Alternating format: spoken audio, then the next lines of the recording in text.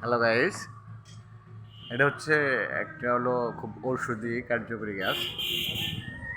এটা ছিল একটা বক ফল গাছ। দেখতে কিন্তু অনেকটাই পাতাগুলো ধুমছার মতো, কিন্তু এটা হলো বলে হলো বক ফল। অনেকেই চিনেন আর অনেকে চিনেন না। এটা হলো 12 মাসি গাছ। ওই যে ফুটে গেছে, আবার এই যে অলরেডি কলি আসতেছে।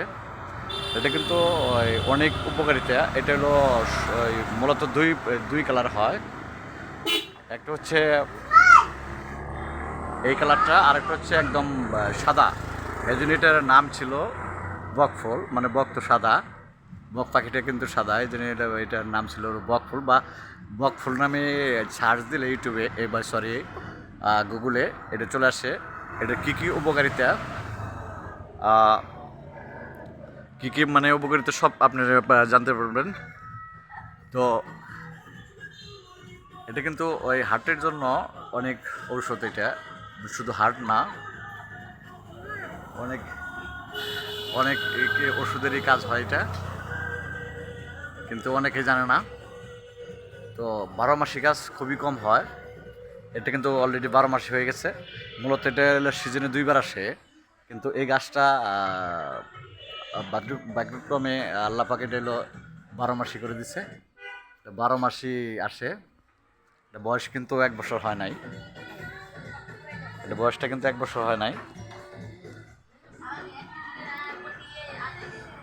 কিন্তু এই অনেক ফুল ধরে, ফুল অনেকগুলো উঠেছে এই বাজি খাওয়ার জন্য। এটা কিন্তু ওই দুই প্রকারে খাওয়া যায়। একটা হচ্ছে আপনার ই করে বেসন দিয়ে খাওয়া যায়, আর আরেকটা হচ্ছে বেসন ছাড়া শুধু চালের গুঁড়ি, চাল দিয়ে গুঁড়ি করে মানে পাটায় বাইটে তারপরে ওইটাও করা যায়। এটা কিন্তু দেখতেও খুব সুন্দর, এবং কি এটা খাইতেও অনেক সুন্দর। মানে দেখতে যেমন দেখা যাচ্ছে, এটা খাইতেও কিন্তু খুব সুন্দর। এটা অনেক এলো মজাদার। এটার নামই হচ্ছে বকফুল। তো সবাই ভালো থাকেন, যে স্কেচ টিভির সাথে থাকেন।